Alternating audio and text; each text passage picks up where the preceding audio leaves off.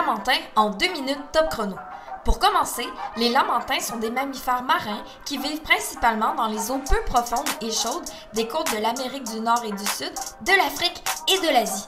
Les lamantins ont un corps cylindrique et massif qui peut mesurer jusqu'à 4 mètres de long et peser jusqu'à 1 tonne. Ils passent jusqu'à 8 heures par jour à se nourrir et ils peuvent consommer jusqu'à 10% de leur poids corporel chaque jour. Absorbés dans leur quête de nourriture, les lamantins peuvent souvent sembler indifférents à leur environnement.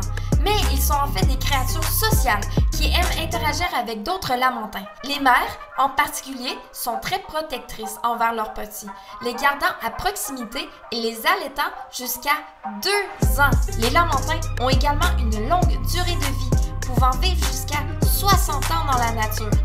De plus, les lamantins ont une particularité unique parmi les mammifères marins, c'est qu'ils peuvent réguler leur métabolisme pour faire face aux variations de température de l'eau, ce qui leur permet de survivre dans des environnements aux températures plus basses que celles supportées par d'autres mammifères marins. Les lamantins sont des animaux fascinants du point de vue écologique.